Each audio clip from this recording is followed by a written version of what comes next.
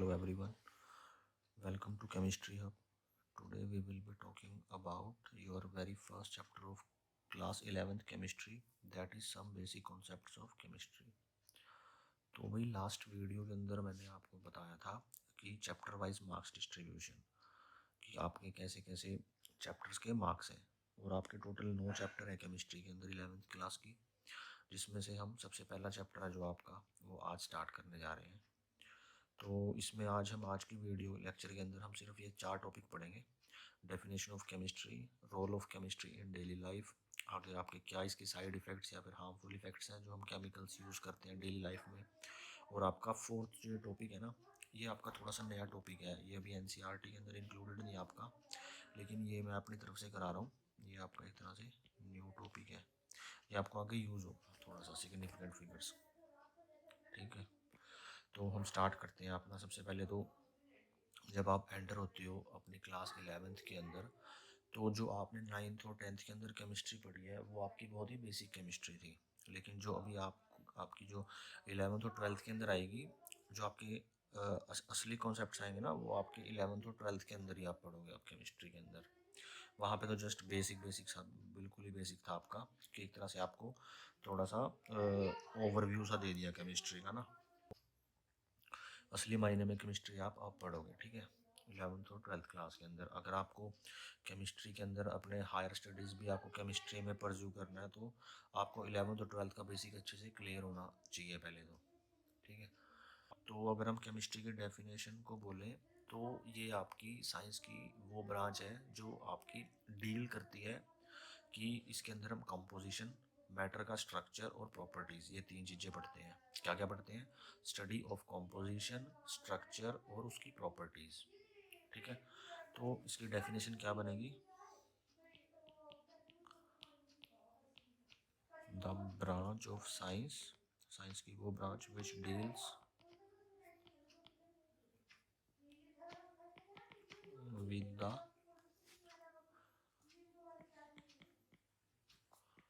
Study of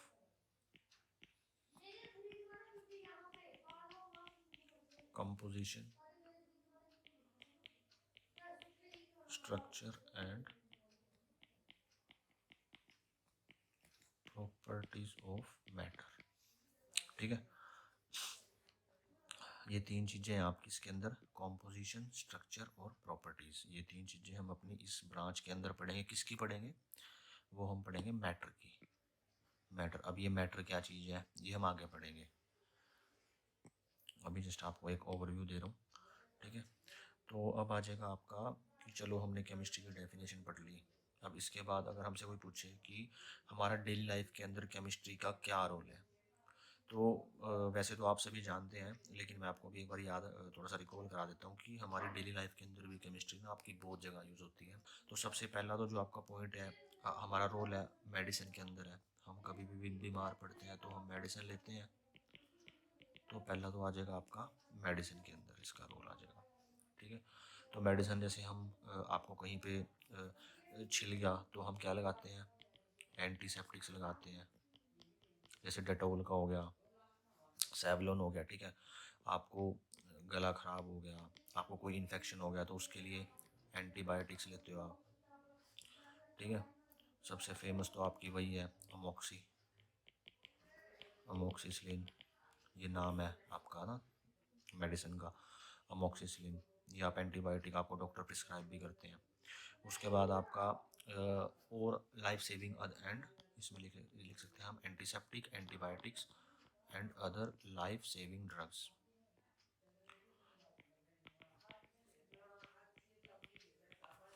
life saving drugs like, सबसे पहले इसमें एक तो लिखो सिस्प्लेटिन। अब ये क्या है भाई? ये आपकी एंटी कैंसर ड्रग है। ये ड्रग के सॉरी कैंसर के ट्रीटमेंट में आपकी ये ड्रग यूज़ होती है। और ये होता क्या है आपका, ये थोड़ा सा वैसे एडवांस लेवल का हो जाएगा, लेकिन मैं आपको बता देता हूँ। ये आपका होता है complex square planar complex of platinum. अभी हमने डेफिनेशन के अंदर क्या पढ़ा था भाई?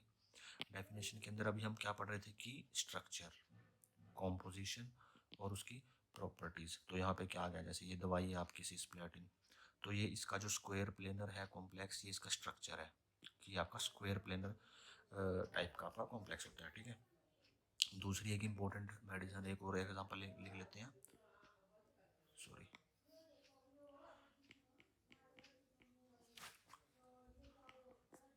AZT, इसकी क्या फुल फॉर्म है, एज आयोडोथायामिडीन।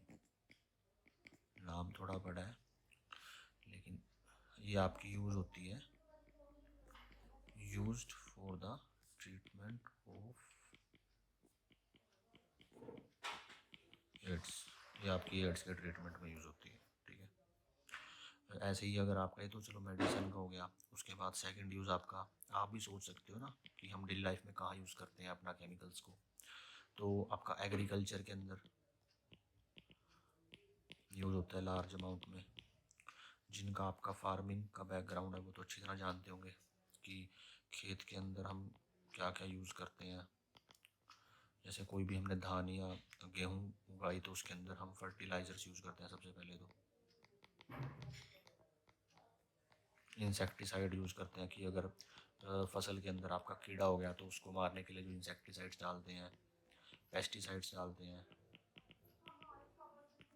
ठीक है, शॉर्ट में ही चलेंगे, ये जो नोट्स है ना आपके, बिल्कुल मैं टू द पॉइंट और एनसीईआरटी के अकॉर्डिंग ही बनवाऊंगा। आपको कोई भी रेफरेंस बुक या फिर एनसीईआरटी बुक रेफर करने की ज़रूरत नहीं है, आप ये notes as it is note करते चलना, ये आपके बिल्कुल अल्टीमेट लेवल के नोट्स बन जाएंगे। यही नोट्स पढ़ के मेरे 96 मार्क्स आए थे केमिस्ट्री के अंदर 12th में। अगला आ जाएगा आपका टेक्सटाइल। टेक्सटाइल क्या चीज़ होती है भाई, जैसे हम जहाँ पे भी आपका कपड़ा बनता है, तो जैसे इन प्रोवाइडिंग, पहले लिख लो एक बारी फिर समझाता हूँ। सिंथेटिक फाइबर, जैसे हम केमिकल प्रोसेस से सिंथेटिक फाइबर तैयार करते हैं ना, जिससे आगे हमारे क्लोथ्स बनते हैं, सच एज, जैसे हम कभी कभार लोवर लेते हैं आपके, तो वो इलास्टिक से नहीं होते, जैसे आपका कॉटन अलग हो गया, टेरिलिन अलग हो गया, तो ये डिफरेंट डिफरेंट टाइप के आपके क्लोथ्स बनते हैं। मतलब ये आपका हो गया टेक्सटाइल का यूज़। ये आपका बिल्कुल ही मैंने शॉर्ट में लिखवा दिया कि इससे हम अपना केमिकल प्रोसेस से सिंथेटिक फाइबर्स तैयार करते हैं और जिससे आगे हमारे क्लोथ्स बनते हैं। ठीक है, और एक हमारा सबसे इम्पोर्टेंट तो आ जाएगा कि हमारा डोमेस्टिक यूज़। ठीक है, घर में हम कैसे यूज़ करते हैं डेली, हमारे घर के अंदर भी बहुत सारे केमिकल्स हैं जो हम यूज़ करते हैं।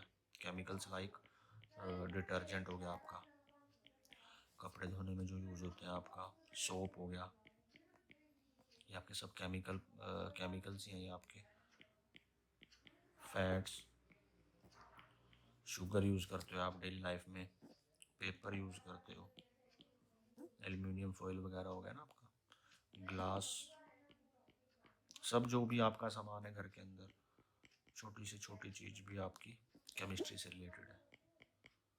पेंट्स लिख लो, परफ्यूम लिख लो, ये लड़कियों का फेवरेट सामान, क्रीम, लोशंस एक्सेट्रा। ठीक है, उसके बाद क्या आ जाएगा आपका, इंडस्ट्रियल यूज़ आ जाएगा। ये तो घर डोमेस्टिक लेवल पे हो गया। अब इंडस्ट्रियल लेवल पे आपका यूज़ कैसे होता है, केमिकल से यूज़ करके हम जैसे इंडस्ट्रीज़ में सीमेंट बनवाते हैं जो हमारे आगे घर में यूज़ होता है।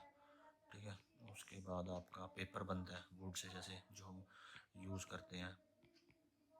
सॉरी, ये आपका आ जाएगा पेट्रोलियम प्रोडक्ट्स आ जाएगा इसके अंदर।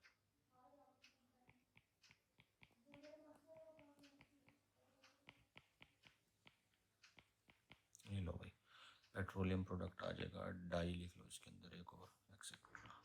ठीक है, तो ये तो आपके क्या हो गए, 5 यूज़ हो गए। फर्स्ट आपका हो गया मेडिसिन के अंदर, जो मेडिसिन मैंने लिखवा दिया आपको। फिर आपका एग्रीकल्चर के अंदर क्या यूज़ है, टेक्सटाइल इंडस्ट्री में क्या यूज़ है, डोमेस्टिक यूज़ आपका घर के अंदर कैसे यूज़ होता है केमिकल्स, और इंडस्ट्री के अंदर कैसे यूज़ होता है। ठीक है, तो अभी हम आगे लिख लेते हैं। एक ना इसमें इम्पोर्टेंट है इन मेटलर्जी, ये ना पहले तो आपके पास चैप्टर ही होता था, जब हमारे टाइम में 14 चैप्टर होते थे ना केमिस्ट्री के, 13-14 चैप्टर होते थे, तो उस टाइम पे तो मेटलर्जी का एक पूरा चैप्टर ही था हमारे पास। लेकिन अब तो वो खैर कटवा दिया इन्होंने, सही भी है, वो वैसा ही चैप्टर था, थोड़ा अजीब सा ही चैप्टर था। इसमें ना बेसिकली क्या होता था कि इसमें ना अलग अलग, जैसे आपका गोल्ड हो गया, जिंक हो गया, सिल्वर हो गया, तो इनकी क्या करते थे, इनकी हम एक्सट्रैक्शन करते थे। जैसे कहीं पे हमको गोल्ड मिल गया, जैसे हम पढ़ते हैं ना कि केव के अंदर से गोल्ड मिला है, तो उसको एक्सट्रैक्ट करते हैं ना, उसके साथ और भी पार्टिकल्स होते हैं, डस्ट हो गया, सैंड हो गया, और भी अलग अलग, पत्थर हो गया, पत्थर के साथ चिपका हुआ है, तो उसको कैसे अलग करना है। तो ये सारे प्रोसेस उस चैप्टर के अंदर थे आपके, अभी जो आपका कटवा दिया सीबीएसई ने। अभी आपका आपके उसमें तो है नहीं ना, तो इसमें लिखो आप supply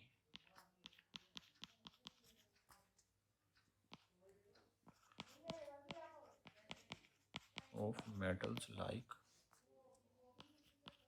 gold, zinc, silver, alloys formation भी इसी में लगा लो। ठीक है। एलॉय फॉर्मेशन में क्या होता है कि जैसे आपका टिन हो गया, ब्रास हो गया, कॉपर हो गया, तो इन तीनों के मिला के ना एलॉयज बनते हैं आपके। अच्छा, ये भी आपकी आगे एक हायर, जब आप हायर केमिस्ट्री पढ़ोगे, ये भी आपकी एक प्रॉपर ब्रांच है आगे इन न्यूक्लियर एनर्जी। अभी तो आप इसको एक पॉइंट की तरह पढ़ रहे हो, लेकिन ये आपकी ना केमिस्ट्री की एक ब्रांच है, न्यूक्लियर केमिस्ट्री बोलते हैं। इसके अंदर क्या होता है कि आपके जैसे जो एटम बम बनते हैं, एटम बम वगैरह बनाते हैं, तो उसके जो प्रोसेस होते हैं उनको बोला जाता है, जैसे एक तो होता है आपका न्यूक्लियर फिशन, दूसरा होता है आपका न्यूक्लियर फ्यूजन। फिजन तो क्या होता है कि इसमें आपका एक बड़ा एटम, उसको तोड़ते हैं ये दो छोटे छोटे एटम में, और साथ में आपके निकलती है लार्ज अमाउंट में एनर्जी, जिसको हम बोलते हैं आगे जाके इस प्रोसेस से बनता है आपका एटम बॉम्ब। ठीक है। न्यूक्लियर फ्यूजन में क्या होता है कि आपके दो हाइड्रोजन के न्यूक्लियाई आपस में जुड़ के एक न्यूक्लियाई बड़ा बनाते हैं, और इसमें भी आपकी large amount of energy release होती है। ये आपका होता है हाइड्रोजन बॉम्ब, कि उसमें जो यूज़ होता है ना, इसकी प्रिपरेशन में यूज़ होता है।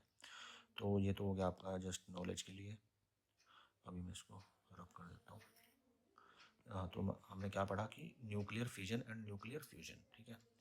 लाइक इसमें लिखो आपका यूज़ क्या होता है इसके अंदर। आपका एक यूरेनियम है, जैसे ही आपके एलिमेंट्स है ना पीरियोडिक टेबल के, आपने पढ़े हैं कि hydrogen, helium, lithium, nitrogen, oxygen, neon. ऐसे ही आपका एक आगे जाके एक एलिमेंट होता है आपका एक्टिनॉइड सीरीज का यूरेनियम। ये आपका क्या होता है, ये आपका रेडियो एक्टिव होता है। ये मतलब क्या है कि ये रेज या फिर एनर्जी अपनी एमिट करता रहता है। पड़ा पड़ा भी जैसे इसको कहीं साइड में रखा हुआ है, तो ये अपना एनर्जी एमिट करता रहता है, रेडियो एक्टिव है ये आपका। ठीक है। तो ये आपका यूज होता है, is used for the formation of, ये आ गया देखो इसके अंदर, एटॉमिक बॉम्ब्स। ठीक है। ये आपका इसकी प्रिपरेशन में यूज होता है। चलो उसके बाद बस ये हो गया आपका, ये हो गया आपके role of chemistry in daily life. अगर आपके पास केमिकल्स हैं जो आपके, अगर उनकी आपको डेली लाइफ के अंदर कोई एडवांटेज है, तो उनके कुछ ना कुछ पक्का हार्मफुल इफेक्ट्स भी होंगे। ये तो बिल्कुल साथ साथ चलते हैं ना, एडवांटेज और डिसएडवांटेज तो हर चीज़ के होते हैं। ऐसे ही अगर आपके केमिकल यूजफुल है डेली लाइफ के अंदर, तो उसके 100% आपके हार्मफुल इफेक्ट्स भी होंगे। तो हेडिंग डालो, हार्मफुल इफेक्ट्स ऑफ केमिकल्स। तो भाई क्या क्या हार्मफुल इफेक्ट है इसके। सबसे पहला तो ये लिखो, जैसे हमने अभी एग्रीकल्चर वाले पॉइंट में पढ़ा था कि हम large number of insecticides use करते हैं अपनी क्रॉप्स के ऊपर।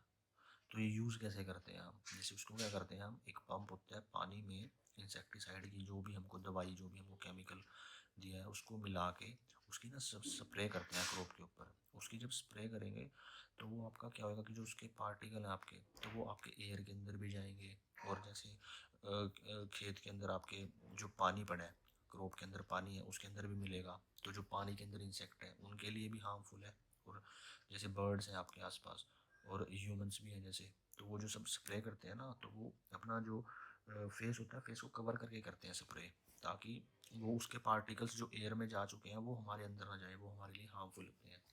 फिशेस के लिए होते हैं, बर्ड्स के लिए होते हैं ना। यूज ऑफ इंसेक्टिसाइड्स लिखो, यूज ऑफ इंसेक्टिसाइड्स इन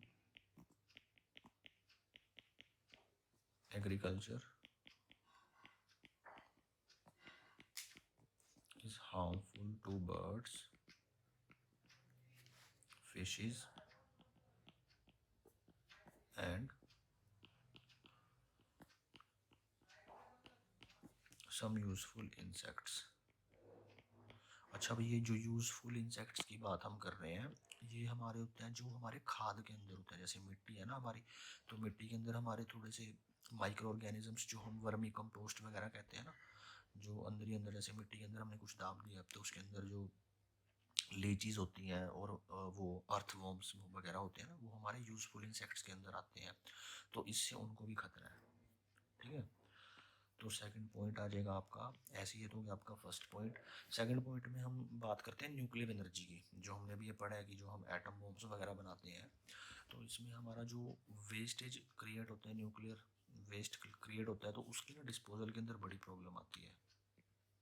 उसको डिस्पोजल के अंदर कैसे प्रॉब्लम आती है कि हम उसको ना कम्प्लीटली डिस्ट्रॉय नहीं कर सकते, और वो उसके बाद भी हार्मफुल रेडिएशंस एमिट करता रहता है जो उसका वेस्ट होता है। लिखो, use of nuclear energy creates a serious problem of disposal of nuclear waste. कि जो न्यूक्लियर वेस्ट है हमारा, जो हमने ये प्रोसेस चलाया न्यूक्लियर, चाहे तो न्यूक्लियर फिजन का चाहे फ्यूजन का, उसके अंदर जो हमारा न्यूक्लियर वेस्ट बना है, इसको हम डिस्पोज करने में बड़ी दिक्कत आती है इसको, क्योंकि ये भी आपका उसके अंदर रेडियो एक्टिव आपका वो रेडिएशंस एमिट करता है हार्मफुल। ठीक है, और ये तो आपका बिल्कुल ही कॉमन है कि यूज़ ऑफ पॉलीथीन, जो हम डेली लाइफ में पॉलीथीन यूज़ करते हैं, पॉलीथीन बैग्स होते हैं ना, ये आपके क्या करते हैं, सीवेज प्रॉब्लम क्रिएट करते हैं, creates problem to sewage system.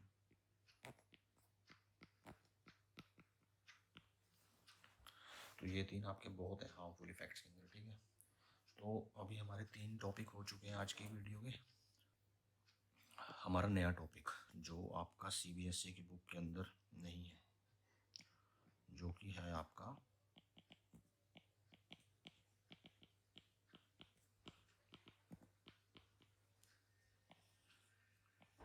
Significant figures का। ठीक है भाई, तो पहले तो ना ये समझो कि सिग्निफिकेंट फिगर होता क्या है। हमने कोई भी रैंडम नंबर ले लिया, जैसे हमने अभी कोई भी रैंडम नंबर ले लिया 0053423.0023000। ठीक है, तो ये हमारे क्या हैं, सारे ये हमारे डिजिट्स हैं इस नंबर के, ये हमारे डिजिट्स हैं। ठीक है, तो ये सिग्निफिकेंट फिगर का रूल क्या कहता है कि ना इसके अंदर हमारे पास कुछ डिजिट्स हैं ऐसे हैं हमारे, जो हमारे अनसर्टेन है, मतलब कि वो आपके सिग्निफिकेंट फिगर्स के अंदर काउंट नहीं होते। ठीक है, कुछ भी हो सकते हैं वो हम रूल्स के थ्रू जानेंगे कि कौन कौन से आपके वो ऐसे नंबर्स हैं। ठीक है, जैसे आपके 2 जीरो हो गए पॉइंट के बाद के कितने डिजिट आपके काउंट होंगे, इनमें से कौन से आपके डाउटफुल नंबर्स हैं, इसके बारे में लिखो। The total number of digits in a number, जैसे हमने अभी एक नंबर लिखा था, उसके अंदर ये हमारे इतने सारे डिजिट्स थे, including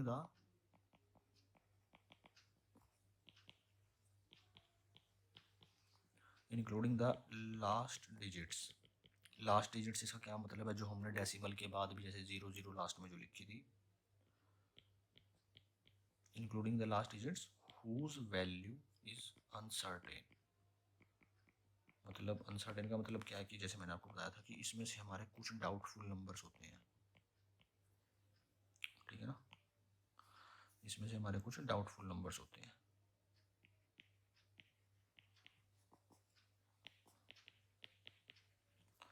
called as the number of significant figure. ठीक है भाई, तो अब आ जाते हैं इसके रूल्स। रूल्स आपके इसके सबसे ज़्यादा इंपॉर्टेंट यही है, इसके रूल्स, इन्हीं से आप मतलब आइडिया तो इन्हीं से लगेगा ना सारा, कैसे हम काउंट करेंगे अपने सिग्निफिकेंट फिगर्स को एक नंबर के अंदर। तो पहला रूल क्या कहता है इसका कि ऑल नॉन जीरोज, जितने भी आपके नॉन जीरो नंबर हैं, are significant. All non zeros are significant. क्या मतलब है इसका, ये हम एग्जांपल से देख सकते हैं। एग्जांपल ले लो, जैसे 3.144। तो अब इसके अंदर डेसिमल प्लेस भी है, तो हमने इसमें क्या लिखा है कि हमारे जितने भी आपके नॉन जीरो नंबर हैं वो आपके क्या है, वो आपके सिग्निफिकेंट है। तो इसके अंदर सारे ही आपके नॉन जीरो हैं, और कितने इसमें नंबर, 4 हो गए। तो इसका आंसर क्या आ गया आपका, आंसर क्या बनेगा इसका भाई, आंसर यही आएगा कि 4 सिग्निफिकेंट फिगर है इसके अंदर आपके।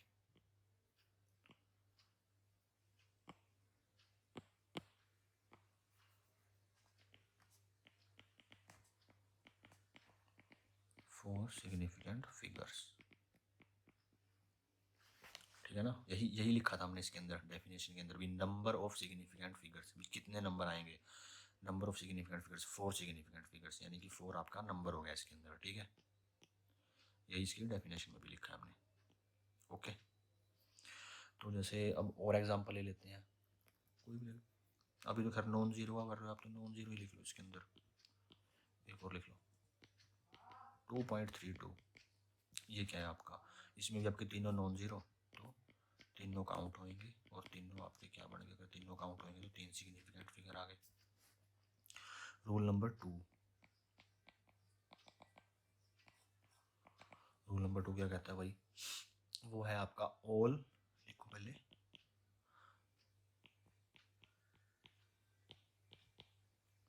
Between 2 non zeros are significant. अब इसका क्या मतलब है, इसका क्या मीनिंग बनेगा आपका। एग्जाम्पल ये ले लो 2 पॉइंट,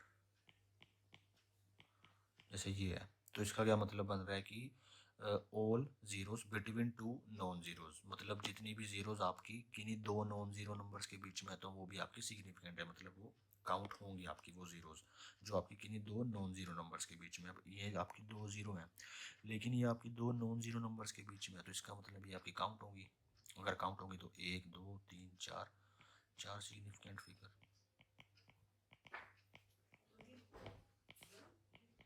बिल्कुल सिंपल है, ठीक है ना। तो जैसे अभी एग्जांपल और लेके चलो 5.002, इसके अंदर भी आपकी 4 सिग्निफिकेंट फिगर्स, क्योंकि 2 नॉन जीरो नंबर्स के बीच में आपकी जीरोस, ठीक है। अब आ जाएगा आपका थर्ड रूल, रूल नंबर 3। ये क्या कहता है भाई, रूल नंबर 3, हाँ ये जो रूल नंबर 3 और 4 है ना आपके, ये थोड़े इंपॉर्टेंट रूल्स हैं, क्योंकि कन्फ्यूजन है ना आपको इन्हीं के अंदर हो सकती है। देखो एंडिंग जीरोस,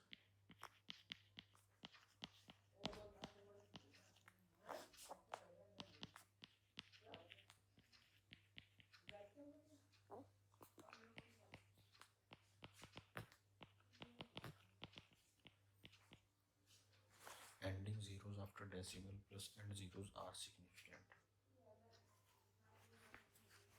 इसका क्या मतलब है, एग्जाम्पल से आपको अच्छे से समझ आ जाएगा। हमारे पास क्या है 2.40 एंडिंग जीरोस आफ्टर डेसिमल। इसका क्या मतलब है कि डेसिमल के बाद आपके एंड में जो जीरो है, ये ऐसी नहीं, ये नहीं, ये वाला नहीं, ये आपकी एंडिंग जीरो नहीं है डेसिमल के बाद, ये आपकी एंडिंग जीरो है। अभी लास्ट में जीरो होना चाहिए, डेसिमल डेसिमल के बाद आपका लास्ट डिजिट जीरो होना चाहिए, ठीक है। तो वो आपकी ending zero with decimal plus and zeros are significant. मतलब इसका क्या है कि ये आपके सिग्निफिकेंट है, मतलब काउंट होगी। तो इसका मतलब क्या आ गया आपका, 3 सिग्निफिकेंट फिगर्स आ गए आपके, ठीक है। उसके बाद आपका क्या आ जाएगा, जैसे 3.000। अब अच्छा एक बात है, अगर हम इसको 3.0 को लें तो हमको पता है कि 3 के इक्वल ही होता है, तो हम क्या सोचेंगे भाई इसमें तो एक वैल्यू तो उसकी 3 है, लेकिन अगर हम इसको सिग्निफिकेंट फिगर के टर्म में देखें तो इसके अंदर आपकी 4 सिग्निफिकेंट फिगर आएंगी, क्योंकि डेसिमल के बाद जो हमारी एंडिंग जीरोज हैं वो हमारे सिग्निफिकेंट है। ये हमको रूल नंबर 3 ने बता दिया। ठीक है, अब आ जाएगा आपका रूल नंबर 4।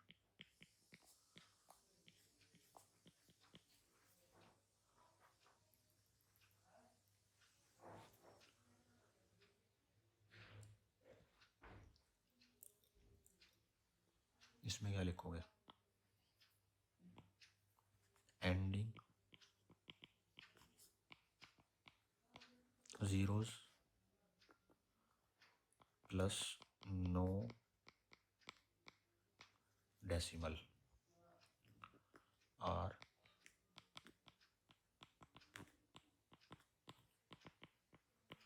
इनसिग्निफिकेंट। मतलब इसमें क्या है कि इसमें तो हम डेसिमल के बाद जीरोज काउंट कर रहे थे, लेकिन इसमें हमने सपोज करो 420 लिख दिया, तो इसके अंदर आपकी डेसिमल नहीं है और आपकी एंड में ज़ीरो आ रही है, तो ये आपकी काउंट नहीं होगी। इसका मतलब आपके इसके अंदर 2 सिग्निफिकेंट फिगर्स हैं। ठीक है, आपने एक एग्जांपल ये लिख लिया 3400, 3400, इसके अंदर भी आपकी 2 सिग्निफिकेंट फिगर है। डिफरेंस क्या है कि अगर आपका डेसिमल के बाद एंड में डिजिट ज़ीरो है तो वो काउंट हो रहा है, और अगर आपका डेसिमल नहीं है और एंड में आपका डिजिट ज़ीरो है तो वो आपका काउंट नहीं होगा, वो आपका इनसिग्निफिकेंट है। ठीक है, अब आ जाएगा आपका rule number 5।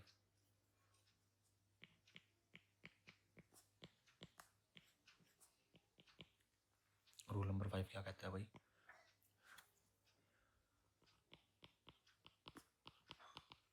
Initial zeros are insignificant. ऊपर हमने क्या पढ़ा था कि एंड में हमारी जीरोस आ रही थी या तो डेसिमल के बाद या डेसिमल बिना डेसिमल के। तो अभी हम एग्जांपल लेते हैं इनिशियल जीरोस का, जिनमें हमारी स्टार्टिंग में जीरो है, जैसे 0.0023। तो इसमें हमारी 2 सिग्निफिकेंट फिगर है। इसमें हमारी इनिशियल जीरोस हैं जो वो आपकी इनसिग्निफिकेंट है, मतलब वो काउंट नहीं होंगी आपकी सिग्निफिकेंट फिगर में। चाहे तो, लेकिन इसमें ये है कि चाहे वो तो वो आपकी हो डेसिमल से पहले, जैसे यहाँ पे 1 जीरो है हमारी, चाहे वो हो हमारे डेसिमल के बाद, जैसे ये 2 जीरोज है, काउंट कोई सी नहीं होगी, ना डेसिमल से पहले वाली ना डेसिमल के बाद वाली, अगर वो स्टार्टिंग में ही है। ठीक है, अच्छा जैसे अब ये एग्जांपल है, ये एग्जांपल देखो 430। अब ये रूल क्या कहता है कि इनिशियल जीरोस आपकी काउंट नहीं होती, चाहे डेसिमल से पहले चाहे डेसिमल के बाद, ये तो हमारी काउंट होंगी नहीं। और हमने रूल नंबर 3 में क्या पढ़ा था कि डेसिमल तो लग गया, डेसिमल लग गया और उसके बाद एंड में अगर जीरो है वो आपकी काउंट होगी। तो इसका मतलब क्या है कि आपके ये 3 है जो ये आपके काउंट होंगे, और इसका आंसर आएगा आपका 3 सिग्निफिकेंट फिगर। ठीक है ना। उसके बाद आ जाएगा 0.0, जैसे ये है आपके पास। तो अभी इसमें क्या है कि ये तो आपके काउंट होंगे नहीं, ये आपके काउंट होंगे, ये ज़ीरो काउंट होगी क्योंकि आपकी 2 नॉन ज़ीरो के बीच में है। ये तो हमने सेकंड रूल में ही पढ़ लिया कि अगर 2 नॉन ज़ीरो के बीच में जो है वो तो काउंट होगी। तो 1 2 3 4, इसमें आ गए आपके 4 सिग्निफिकेंट फिगर। ठीक है भाई, अब लिखते हैं हम अपना रूल नंबर 6। ये क्या कहते हैं?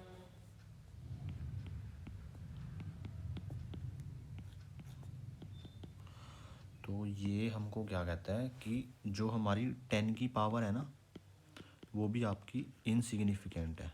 Power of 10 is insignificant. इसका क्या मतलब है? एग्जांपल से समझते हैं, जैसे कि 2.4 इंटू 10⁻⁶। ओके, ये इसके अंदर अब कितने सिग्निफिकेंट फिगर है? तो रूल तो ये कह रहा है कि जो 10⁻⁶ है ना, मतलब जो 10 की पावर है, चाहे वो कुछ भी है, यहाँ पे 6 हो, 2 3 4 5 6 7 8 9 कुछ भी हो, वो हमारा इनसिग्निफिकेंट है। तो बचा क्या? तो हमारे पास यही बचा ना, ये तो सारा कट गया। तो 2.4 है, अब इसके अंदर हमने देखा दोनों नॉन ज़ीरो नंबर है, तो हमारे दो सिग्निफिकेंट फिगर आ गए, हमने दो सिग्निफिकेंट फिगर लिख दिया। ठीक है, अब जैसे अब हम ले लेते हैं कोई और एग्जांपल, ठीक है ना, 3.52 इंटू 10⁻³ तो भाई इसको ना दो तरीके हैं। देखो अगर हम इस रूल से जाएं तो हमको पता है कि जो पावर है 10 की वो तो हमारी इनसिग्निफिकेंट है, वो तो काउंट होएगी, तो हमारे जो सिग्निफिकेंट फिगर हैं ये तीन बचे, तीनों आपके नॉन ज़ीरो, तो हमने लिख दिया 3 सिग्निफिकेंट फिगर। और एक तरीका क्या है कि एक तरीका हम ये भी सोच सकते हैं कि इसको ना हम सोल्व कर सकते हैं। जैसे हमारे पास क्या है कि 3.52, हमने इसको क्या लिखा 352 डिवाइडेड बाई 100, डेसिमल हटा दिया, और 10⁻³ क्या हो गया आपका 1000, 30, ठीक है ना, काट दो, ये आपका यहाँ से कट गया, क्या बन गया 3520। अच्छा जी, ये बन गया। अब याद करो आपका रूल नंबर 4, रूल नंबर 4 ये रहा, देखो आ गया, ending zeros plus no decimal point, ending zero और कोई भी आपका डेसिमल पॉइंट नहीं है आर इनसिग्निफिकेंट, वो काउंट ही नहीं होती है आपकी। तो अगर हम यहाँ से भी इसको सोल्व करके भी करें तो ये हमारी काउंट नहीं होगी, बचे कितने, तीन सिग्निफिकेंट फिगर। यहाँ से भी हमारा 3 आया, यहाँ से भी 3 आ गया, जैसे मर्जी कर लो, आंसर आपका 3 ही आएगा। ऐसा नहीं है कि एक रूल से कुछ आंसर आ रहा है और एक रूल से आपका कुछ आंसर आ रहा है, ठीक है। यानी कि आपका रूल नंबर 6 आपका ये हो गया, ठीक है। उसके बाद आ जाता है आपका रूल नंबर 7।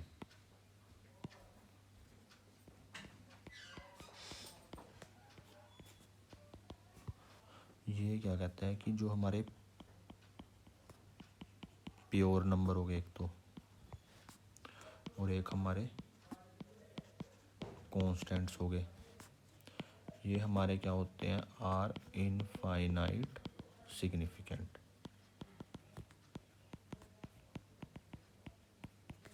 ठीक है। ये हमारे इनफाइनाइटली सिग्निफिकेंट है। एग्जाम्पल आ जाएगा आपका इसके अंदर पाई है, जैसे आपका पाई क्या होता है आपका 3.14, चाहे 22/7 भी लिख लो तब भी सेम ही बात है ना। तो अब जो हमारा पाई है हमको पता है कि इसकी वैल्यू तो यही रहनी है, 3.14 ही रहेगी इसकी वैल्यू, इससे ज़्यादा ना इससे कम कुछ नहीं है चेंज होता, ये ऐसे ही रहेगा। और अगर इसके अंदर तीन सिग्निफिकेंट फिगर है, अब तीनों नॉन ज़ीरो नंबर, तीन सिग्निफिकेंट फिगर, तो ये हमारा हमेशा पाई है जो वो हमारा फिक्स है कि तीन सिग्निफिकेंट फिगर ही हैं बस हमारे पास इसके अंदर। तो इसको हम क्या बोलते हैं, फिक्स हो गया ना बिल्कुल ही, इनफाइनाइट सिग्निफिकेंट, कि हमेशा यही रहना है सेम। ऐसे ही आपका क्या करो, एवोगैड्रोज नंबर ले लो। अब ये क्या होता है भाई एवोगैड्रोज नंबर, ये आप पढ़ोगे आगे पढ़ोगे 11वीं क्लास में मोल कंसेप्ट के अंदर। एवोगैड्रोज नंबर को हम डिनोट करते हैं एन के पैर में कैपिटल एन ए से डिनोट करते हैं। इसकी वैल्यू होती है आपकी 6.022 इंटू 10⁻23। तो अब इसके अंदर भी देखो हमने अभी रूल पढ़ा है कि 10⁻3, तो इस पर तो मारो काटा, ये तो हमारा इनफाइनाइट वो है, इनसिग्निफिकेंट है, ठीक है। बचा हमारे पास ये, इसकी वैल्यू फिक्स है, वैल्यू इसकी यही रहेगी। तो जब वैल्यू फिक्स है तो 1 2 3 4 कितने आ गए आपका, हमेशा अगर हम एवोगैड्रो नंबर की बात करें तो उसमें 4 सिग्निफिकेंट फिगर ही रहेंगी हमेशा। तो इसीलिए उसको हम क्या बोल देते हैं, इनफाइनाइट सिग्निफिकेंट। हमेशा उसकी यही वैल्यू रहनी है, हमेशा उसके 4 सिग्निफिकेंट फिगर आने हैं और हमेशा ही वो सिग्निफिकेंट रहना है, और वो भी 4 सिग्निफिकेंट फिगर्स के साथ। तो इसलिए इसको हमने क्या बोल दिया, इनफाइनाइट सिग्निफिकेंट, क्योंकि इसकी वैल्यू फिक्स है, ठीक है ना। ऐसे ही आपका क्या ले लो, ये आपने पढ़ा हुआ है 9th क्लास में 10th क्लास में, स्पीड ऑफ लाइट आपका सी से डिनोट करते हो आप, वैल्यू क्या होती है 3 इंटू 10⁸ मीटर पर सेकंड। अब सेम वही 3, ये इस पर मारो काटा क्योंकि 10 की पावर इनसिग्निफिकेंट होती है, बचा क्या 3, तो इसमें आपकी हमेशा ही 1 सिग्निफिकेंट फिगर रहेगी और ये चेंज तो हो नहीं सकती, ठीक है ना। अगर इसको सेंटीमीटर यूनिट चेंज करोगे, सेंटीमीटर पर सेकंड में लोगे तो 3 इंटू 10⁻10, और मीटर को सेंटीमीटर में करोगे 10⁻2 और कर दो, क्योंकि 1 मीटर में आपके 100 सेंटीमीटर होते हैं, 100 सेंटीमीटर मतलब 10⁻2 सेंटीमीटर, है ना। तो हमने क्या करा, मीटर को सेंटीमीटर में कर दिया, मल्टीप्लाई कर दिया 10⁻2 से, क्या बन गया 3 into 10⁻, base same power add 10, centimetre पर सेकंड। अब फिर इस पर काटा, बचा क्या 3, अभी भी आपका एक ही आया है, तो यूनिट चेंज कर दी, सिग्निफिकेंट फिगर आपकी एक ही रही है, इसलिए इसको भी क्या बोलेंगे, इनफाइनाइटली सिग्निफिकेंट फिगर। ये भी किस कैटेगरी में आएगा आपका, क्योंकि वैल्यू फिक्स है आपकी, ठीक है ना। चेंज क्या हो रहा है, चेंज हो जाए आपकी 10 की वैल्यू, वो मैटर नहीं करती है आपको, क्योंकि वो आपका रूल क्या कहता है कि 10 की वैल्यू आपकी इनसिग्निफिकेंट होती है, पावर ऑफ 10, ठीक है ना। तो इसको मैं सारे को कट कर देता हूँ, ये ज़्यादा ही होच पोच हो गया यहाँ पे, ठीक है ना। तो यहाँ पे लिख लो, वैल्यू लिख लो बस 6.022। भाई ये ना आप आगे पढ़ोगे, ये तो जगह जगह यूज़ होएगा आपका, ये वैल्यू फिक्स है इसकी, ठीक है ना। इसकी आपकी जैसे 3 × 10⁸ सेंटीमीटर, सॉरी मीटर पर सेकेंड ना, स्पीड की यूनिट है ये आपकी। ओके, तो ये हो गया आपका यहाँ पे सिग्निफिकेंट फिगर कंप्लीट। अब इसे कुछ क्वेश्चंस हैं, मन कर रहा है तो कर लो, अगर नहीं भी करने तो मत करो भाई, है तो क्योंकि सिंपल ही, इसमें कोई इतना लंबा चौड़ा वो नहीं है कि आपको स्पेशल करने ही पड़ेंगे ना। लिख देता हूँ मैं, how many significant figures are there in the following। Question है आपका, जैसे ये है 0.0025, तो इसमें हमको पता ही है कि जो इनिशियल जीरो है, चाहे आपकी डेसिमल से पहले चाहे आपकी डेसिमल के बाद की, ये दो काउंट ही नहीं होती, तो इसका आंसर क्या आ गया आपका, 2 सिग्निफिकेंट फिगर, सिंपल। सेकंड लिख लो 208, कौन सा रूल लगेगा भाई इसके अंदर, आपका ज़ीरो है बिटवीन 2 नॉन ज़ीरो, तीनों काउंट होएंगे, ज़ीरो भी काउंट होएगी, 3 सिग्निफिकेंट फिगर 5005, दो नॉन ज़ीरो के बीच में 2 ज़ीरो हैं, चारों काउंट होएंगे। अगर दो नॉन ज़ीरो के बीच में 10 ज़ीरो भी आ रही है आपके, तो 10 के 10 काउंट होएंगे। एग्जांपल 50000000 1 2 3 कुछ ले लो, या आपके नॉन ज़ीरो के बीच में है सारी ज़ीरो, तो सारी काउंट होंगी, 1 2 3 4 5 6 7 8 9 10 11 12, यानी कि इसमें 12 सिग्निफिकेंट फिगर है आपकी। इस टाइप के क्वेश्चन है ना आपके, बिल्कुल सिंपल सिंपल से, तो ये आप मेरे हिसाब से ना कर ही लोगे, क्वेश्चन तो आप कर ही लोगे, तो बेसिक मैथ्स है, काउंट ही करने, सिर्फ काउंटिंग ही है बस, ठीक है ना।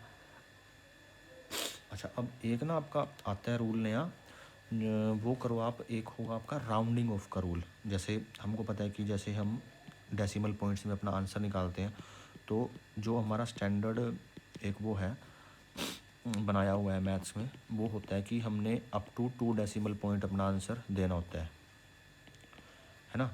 तो उसके भी कुछ हमारे रूल्स होते हैं, जैसे कि अब हम लिखते हैं कि उसमें पहला केस तो क्या आता है आपका, पहले लिख लो कि अगर आपका जो लास्ट डिजिट है इज़ लेस देन 5, ठीक है, लास्ट डिजिट आपका लेस देन 5 है, तो क्या होगा, एग्जांपल से समझते हैं। एग्जांपल से देखो 2.234, तो जो हमारा स्टैंडर्ड है, स्टैंडर्ड तो ये कहता है कि हमको जो डेसिमल का आंसर देना है वो अपना लास्ट 2 डिजिट तक देना होता है, तो यानी कि इसको हमको हटाना है। तो रूल ये है कि अगर हमारा लास्ट डिजिट जो ये थर्ड लास्ट डिजिट है, लास्ट सॉरी, अगर ये हमारा लेस देन 5 है, तो हमको कुछ नहीं करना, आंसर आपका 2 3, ये आपका 3 एज इट इज़ रहेगा, ये आपका चेंज नहीं होगा, ठीक है। जैसे 3.223 लेस देन 5 लास्ट डिजिट, तो आंसर क्या आ गया, डायरेक्ट ये लिख दो बस, ये आपका 2 डेसिमल पॉइंट तक डायरेक्ट आंसर आ जाएगा।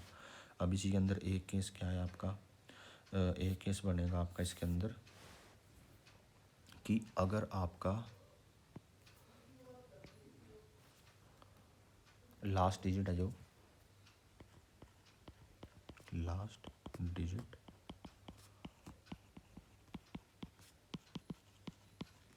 ग्रेटर देन 5, अगर आपका लास्ट डिजिट ग्रेटर देन 5 आ जाए, तो क्या होगा, तो इसमें आपका एग्ज़ाम्पल आ जाएगा, जैसे एग्ज़ाम्पल लेते हैं 2.236, ठीक है। तो अब ये आपका जो लास्ट डिजिट है वो आपका है 5 से बड़ा, आंसर हमको देना है अप टू 2 डेसिमल पॉइंट, ठीक है। तो इसमें क्या करना है हमको 2.2, जो ये 3 है ना, इसके अंदर हमको एक प्लस करके आंसर देना है, मतलब 3 का 4 हो जाएगा बस, अगर 5 से बड़ा है। अगर 5 से छोटा होता तो क्या आंसर आता, तो आपका आंसर आता जैसे 2 पॉइंट, यहाँ पे आता 234 होता मान लो। अब ये 5 से छोटा है तो आंसर क्या आता 2.23 आ जाता, तो 3 का 3 एज इट इज आ जाता है यहाँ पे ना। लेकिन अगर आपका 5 से बड़ा है, जैसे यहाँ पे इस केस में है आपका 5 से बड़ा 6 है आपका, तो आपका आंसर आएगा 2.24, इसमें एक प्लस कर देंगे, ठीक है। ऐसे ही एक एग्जांपल और ले लो 3.227, ये ना आपने वैसे कर रखा है, ये बेसिक ही है, ये आपने मैथ्स में 5th 6th क्लास में पढ़ा होगा। जैसे अब ये है आपका, तो ये आ जाएगा जैसे 3.2, 5 से बड़ा है तो इसका क्या कर देंगे 3 कर देंगे, ये आ जाएगा आपका। और एक केस क्या बनता है, चलो ये तो सिंपल होगा कि या तो आपका बड़ा हो या आपका छोटा हो 5 से, तो उसमें तो आपका डायरेक्ट आंसर आ रहा है। अब एक आ जाता है कि अगर आपका एग्जैक्ट 5 हो तो उसमें क्या करना है, जो आपका लास्ट डिजिट है वो आपका 5 ही आ जाए, तब क्या करोगे भाई। तो इसमें आपके दो केस बनते हैं। दो केस कैसे, कि अगर आपका, जैसे एग्जांपल लिखता हूँ दोनों केस के, कि लास्ट में 5 है, ठीक है ना। जैसे कि ये आ गया आपका 2.235, ठीक है। एक एग्जांपल ये लेते हैं 2.225, डिफरेंस क्या है, ये तो सेम आ गया कि हमारा लास्ट डिजिट तो 5 ही बन रहा है, ठीक है जी। डिफरेंस ये है कि यहाँ पे जो हमारा सेकंड लास्ट डिजिट है, जो जिसकी वैल्यू चेंज होती है, यहाँ पे वो 3 है, यहाँ पे वो 2 है आपका, ठीक है। मतलब यहाँ पे ओड, यहाँ पे आपका इवन, ठीक है। तो अगर हुआ आपका ओड और लास्ट में हुआ 5, तो हमको क्या करना है आंसर के अंदर 3 में अपने को +1 कर देना है, यानी कि 4 बन जाएगा। और अगर वो आपका इवन तो कुछ नहीं करना, 2.22 ये एज इट इज़ आ जाएगा। अगर ओड हुआ तो +1 करके 4 आ जाएगा। मतलब ऐसे ही अगर आपका 2.765 हुआ, इवन है, कुछ नहीं करना, 2.76 लिखो। 2.775 है आपका, ओड आ गया 2.78 लिखो, +1 कर दिया, ऐसे करना है, बिल्कुल सिंपल है, ठीक है भाई। तो अब हम करते हैं, अच्छा चलो बस अब अभी ये लेक्चर अपना यहीं पे ख़त्म करते हैं। उसके बाद ये तो हो गए आपके टॉपिक जो मैंने आपके यहाँ पे लिखे थे, ये तो हो गए आपके, ये 4 टॉपिक अभी कंप्लीट है आपके, सॉरी, ठीक है ना। ये 4 टॉपिक आपके definition of chemistry, role of chemistry in daily life, harmful effects of chemical, और आपका सिग्निफिकेंट फिगर। अभी हमने ये 4 टॉपिक कंप्लीट कर लिए हमने। नेक्स्ट से हम क्या करेंगे, नेक्स्ट में हम मैटर के बारे में डिस्कस करेंगे, जो हमने अपने डेफिनेशन के अंदर लिखा है ना, कि the branch of science which deals with the study of composition, structure and properties of matter. तो इसकी मैटर क्या चीज़ है, इसकी क्या आगे ब्रांचेज हैं, कितने टाइप का ये होता है, तो ये चीज़ डिस्कस करेंगे आगे हम।